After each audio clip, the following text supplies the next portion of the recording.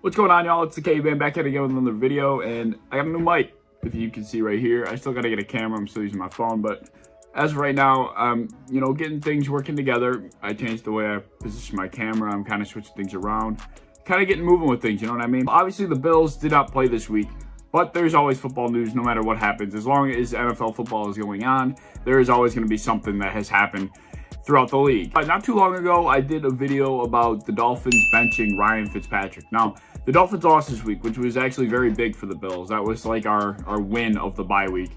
They were kind of creeping up on us for the division. I personally wasn't worried of the Dolphins. Like, I believe our team is good enough that we would not have to worry about the Dolphins. But people were kind of freaking out about them. They were starting to get a little hot. And I was never afraid. I personally was never scared.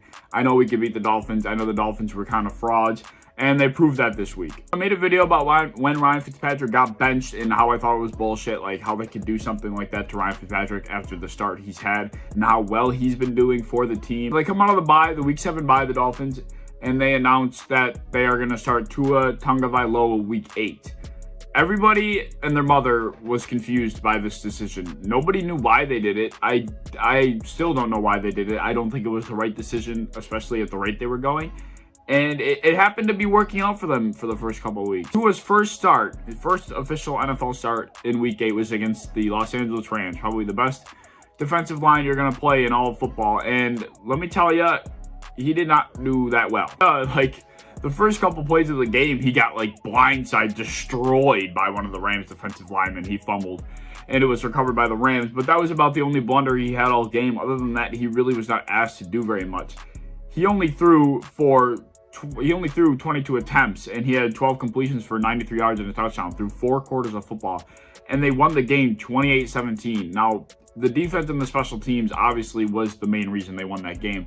And that was the narrative of that first game for Tua, is that he did nothing, but he was getting credit for winning his first start, which he deserves to. It's his first start. He's still settling in. So it looked like it was going to work out, at least for the time being for the Dolphins. A part of the Tua did nothing in that game to win it, so he has not proven anything kind of boat. That's where I was as far as Tua was concerned. Then comes week 9, they play against the Arizona Cardinals. They win that game too, and Tua actually didn't play that horrible. He went 20 for 28 with 248 and 2 touchdowns. He had 7 for 35 on the ground, and they won 34-31. It was kind of an eye-opener for me. I was like, okay, maybe Tua actually, someone has it. He didn't throw for 300 yet. He really didn't do anything crazy, but he did definitely enough for them to win. Their defense, once again, playing out of their minds. Their defense really came to fruition, especially when Tua started playing. Then comes week 10. They are, at this point, on a pretty decent winning streak, and they're going to continue it against the Chargers. They win 29-21. Tua throws for 15 for 25, 169, and 2 touchdowns. And then after the game is when I really began to hate Dolphins fans, and Tua Tagovailoa even more than I hated him before. So he comes in, and he wins these 3 straight games. Mind you, he has not done nearly as much as the defense has to win these games, or the special teams. He's doing the least amount of work for this football team to win games. And he comes out and says after the game to Mike Florio of Pro Football Talk, he says I expected the NFL to be harder. I'm not getting different looks like I suspected. Something along those lines. I don't remember the exact quote, but he basically said in summarization, the NFL, I thought the NFL was going to be harder than this. The NFL is pretty much easy to me right now. That's what he said. Now, that's not a statement you make when you're playing in a professional league of any kind. A young kid like that, and you make a statement such as that's so bold and arrogant, you're going to put a target on your back, and it is going to get you. It's going to come back and get you. And that's exactly what happened against Denver. I think the way that Miami was playing and the way that Tua thought he was playing, that they would go and just destroy Denver the same way that he had been taking care of these 3 past opponents. I mean, the Rams, the Cardinals, and the Chargers are teams that I consider much better than the Broncos. Those are 3 teams that I consider very solid, although, the record might not show as far as the Chargers, but they're still a solid team. Arizona and the Rams, 2 very solid defenses, as well as solid offenses for that matter. And, they took care of them, so I didn't think Denver would be any issue for Miami either. But when you make a statement like what Tua made, I think that's what changed. I honest to God think the statement Tua made put a target on his back and was the result of this game. Put a target not only on his back, but on the back of the Dolphins too. They're on a winning streak. He's showing arrogance. He's putting them above other people. He's just pretty much, he's putting a target on the Dolphins' back and on his back. He got sacked 6 times for 33 yards. He got smacked around back there. Like, he was not getting much help, but he also just couldn't find a read. He couldn't get anybody open. He couldn't hit anybody, and he was getting smacked back there. He got sacked 6 times. After you make a statement like that, and then you go and get sacked 6 times, I don't think there's a coincidence here. They lost 20-13, but the even worse part about this is not only did he get sacked 6 times, but he also got pulled from the game. He got benched at the beginning of the 4th quarter. He got sat by Brian Flores. He got benched, like, after saying the NFL was easy, after getting a chance to start that he did not deserve, in my opinion, and he goes and gets benched for his poor performance. And Brian Flores actually, after the game, said it was due to poor performance, not because of injury. So any injury speculation was not true. It was because Brian Flores was not happy with the way Tua was playing. At that point, Tua was 11 for 20 for 83 yards and a touchdown. Yeah, I think they were losing 20-10 at that point.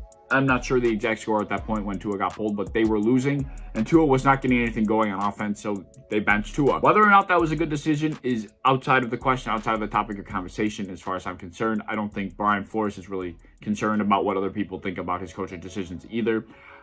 I don't think it was the best decision, but I don't understand why people hate the decision either. Ryan Fitzpatrick is notorious for throwing picks in a situation like he did, but also for bringing a team back in that same exact situation. So you don't know what you're going to get from Fitzpatrick in that regard, but I mean, at least you're giving your team a chance when you're on a big winning streak. I think that's what Brian Flores was trying to do. You know, from a moral standpoint, from like a personal standpoint, I'd wanted to see Ryan Fitzpatrick lead that team to a victory that week, and come back and beat Denver. Just for the simple fact, just to like shove the middle finger in the face of, you know, the Dolphins organization back at Tua, just you know, saying like, fuck you, I can still do this, you know what I mean?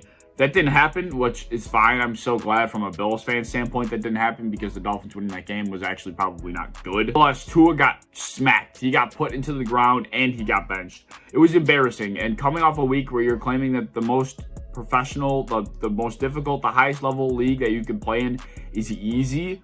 There's no coincidence why you got smacked around and why you got benched and why you performed poorly. To see Dolphins fans just shut the fuck up because they were getting really obnoxious. It's nice to see Tua get humbled really fast. Like, just, yeah, how arrogant do you have to be to make a statement like that? That is mind-blowing to me, that you could come out after a game that you really barely won. I mean, they didn't win many games by that much. I mean, they won the Rams game handily, but that wasn't because of him.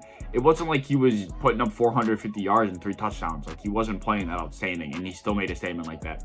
He deserved to be humbled, and he did get humbled very quickly, like literally next game quickly. This was something I should touch on real quick, since I made a video about Fitzpatrick getting benched and how scummy that was. So I was glad to see Tua just get fucking smacked in the mouth. If you agree with me, tell me what you think down below. Like, subscribe, do all the fun stuff. I will be coming out with more videos consistently this week. I hope you stick around, and I'll see y'all later. Peace.